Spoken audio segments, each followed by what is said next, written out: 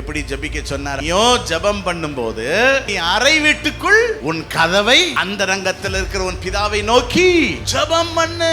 பாருங்க, இதுதான் ஒரிஜினல். கூடியும் ஜெபிக்க வேண்டும். கடற்கரையில போய் குழுவாக ஜெபிக்கிறவர்கள் உண்டு, வனாந்தர ஜெபம் உண்டு, மொட்டை மாடியில ஏறி குழுவாக ஜெபிக்கிறவர்கள் உண்டு, இரவு முழுவதும் ஜெபிக்கிற முழு ஜெபம் இருக்கிறது. உங்களுக்கு எந்த அனுபவம் அவசியமா தேவை? தனி ஜெப அனுபவம். தனியா நீங்க உங்களுக்குள்ள ஜெபம்னிக்கிட்டே இருக்கிற அனுபவம் தேவை. பாருங்க, கூட்டு ஜெபம் முடிஞ்சு போய் கொஞ்ச நேரத்துல கர்த்தர் ஜெபத்தை கேட்ட அப்படியே எல்லாரும் கர்த்தரை ஸ்தோத்திரம் பண்ணுவோம்.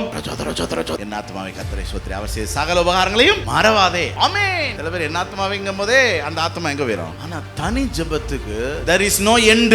நான் ஒரு அறைக்குள்ள ஜெபம் பண்றேன், அறையை விட்டு வெளியே வந்தாலும் நான் ஜெபம் பண்றேன், என்ன பிரயாணம் பண்ணும்போது நான் என்ன செய்றேன்? ஜெபம் பண்றேன், படுத்து இருக்கும் போது நான் ஜெபம் பண்றேன். கர்த்தரை எப்போது எனக்கு முன்பாக நிறுத்தி நோக்கி கொண்டிருக்கிறேன், ஜெபித்து கொண்டிருக்கிறேன். பாருங்க, இந்த ஜெப அனுபவம் நம்ம ஒவ்வொருவருக்கும் தேவை.